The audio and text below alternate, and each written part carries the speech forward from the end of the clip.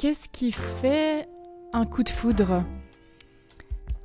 La chimie du coup de foudre a été maintes fois analysée ces dernières années.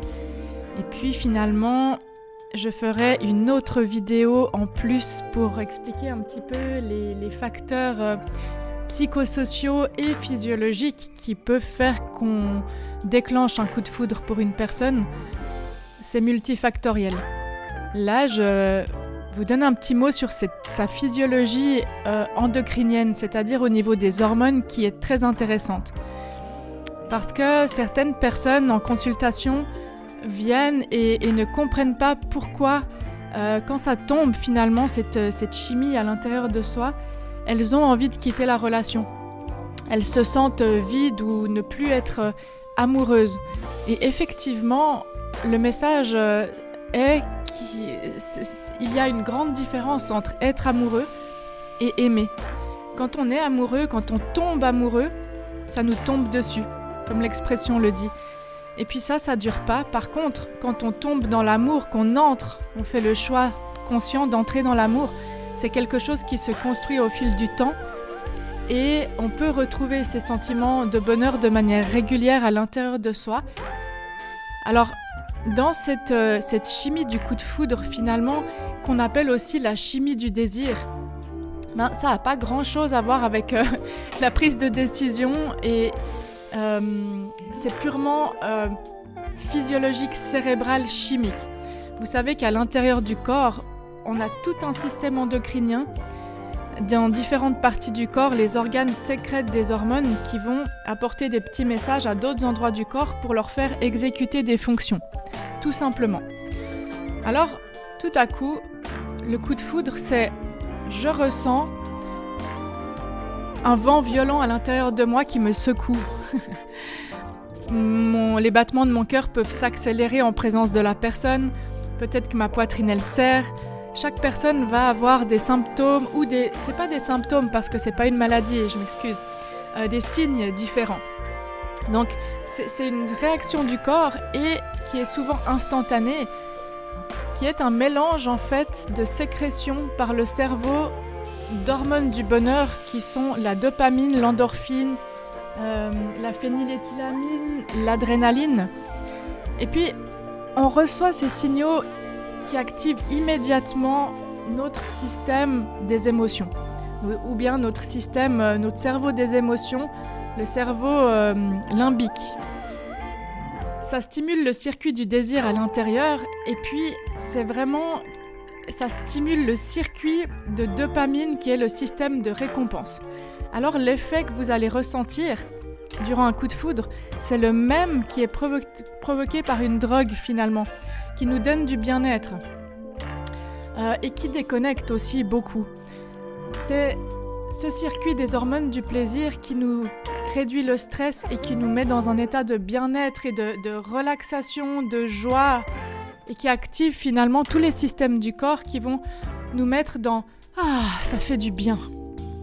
Et puis en même temps, on a notre amygdale qui fait aussi partie de ce deuxième cerveau à quelque part, qui a fonctionné comme un système d'alerte à la rencontre de cette personne et qui déclenche une autre hormone. Donc, après la dopamine, qui est le système circuit récompense, elle va déclencher une autre hormone qui est l'adrénaline. Donc ça provoque un stress à quelque part à l'intérieur de nous.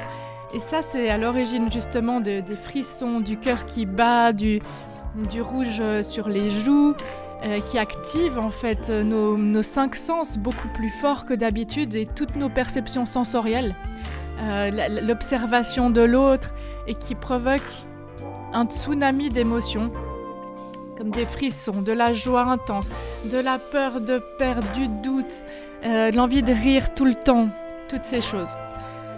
On se demande finalement est-ce que oui, est-ce que non, la timidité monte. Ensuite, finalement, dans le temps, le corps ne pourrait pas supporter un tel cocktail d'hormones du bonheur. Quand on est activé par ce circuit-là, le cerveau il met en sommeil en fait une partie du cortex préfrontal qui met en sommeil le jugement, qui met en sommeil la conscience de soi, qui met en sommeil la prise de décision. Alors à quelque part, c'est comme si j'étais régie, si j'étais dirigée par cet état de bien-être. Et puis finalement, le désir et cette envie d'être avec l'autre, cette joie que me procure l'autre personne, elle va petit à petit diminuer au fil des mois. Plus les personnes sont à distance l'une de l'autre et se voient rarement, plus ça dure longtemps. Si un couple ou un duo se voit assez longtemps, finalement, assez régulièrement, ça dure quelques mois. Plus on est jeune, par exemple à l'adolescence, on est rempli d'hormones du bonheur et rempli d'hormones tout court. Donc à ce moment-là, ça fait des grands pics, beaucoup plus intensément et aussi fréquemment d'ailleurs qu'à l'âge jeune adulte ou à l'âge adulte. Ça s'émousse dans le temps, mais ça signifie pas, une fois que ces hormones se sont un petit peu émoussées, diminuées à l'intérieur, ça signifie pas que l'amour s'arrête. Et puis du coup, cette forte attirance initiale, elle ne cesse pas en fait, elle se transforme. C'est-à-dire que finalement, c'est toutes ces choses que j'admirais, qui me rendaient toute chose chez l'autre, ça devient une habitude. Ça devient bof parfois. Ça commence peut-être même à m'agacer, mais tout simplement parce que lorsqu'on est dans cet état-là, on a envie de se montrer sous notre plus beau jour.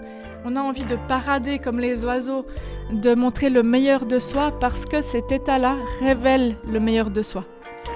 Cet état-là, si on était shooté en permanence par toutes ces hormones, ce cocktail hormonal à l'intérieur de soi, on pourrait se montrer sous ce jour radieux en permanence.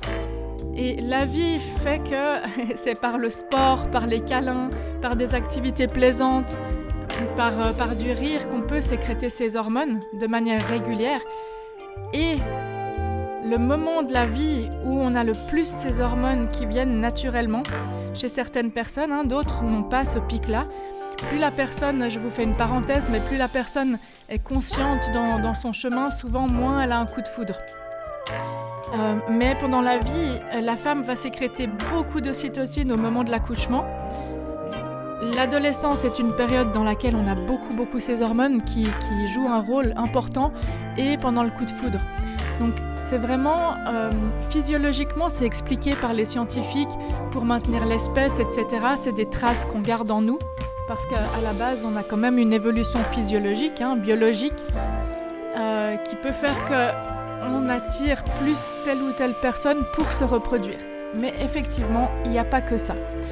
Donc, dites-vous que si vous êtes addict, des personnes qui recherchent en permanence cet état interne, on ne peut pas garder toute la vie cet état interne de coup de foudre. Forcément, à un moment donné, il va s'éteindre, il va s'émousser, il va s'étioler. Mais par contre, il existe des astuces pour pouvoir retrouver un état de bonheur à travers ces différentes hormones par divers biais dans la relation. Et ça, c'est vraiment important de le savoir parce qu'une fois qu'on le sait, on peut se dire « Ah, et si j'allais à la recherche de ça, si j'allais le construire, plutôt que de quitter des relations les unes après les autres ?» de jouer à saute-mouton à quelque part une fois que ça s'étiole. Parce que physiologiquement, le corps ne pourrait pas supporter ça pendant des années. Parce que notre foie, tout simplement, il nettoie les hormones du corps et ça le fait travailler à plein régime. C'est une des explications, parmi d'autres. Alors, peut-être écrivez-moi en commentaire comment vous vivez vos coups de foudre ou comment vous avez vécu un coup de foudre ou peut-être que vous n'en avez pas vécu. Et puis, chaque personne a une notion de l'amour qui est la sienne. Comme on dit, il y a autant de vérité que d'êtres humains sur Terre. C'est pareil pour l'amour. C'est pareil pour l'amour et pour le chemin amoureux. À bientôt!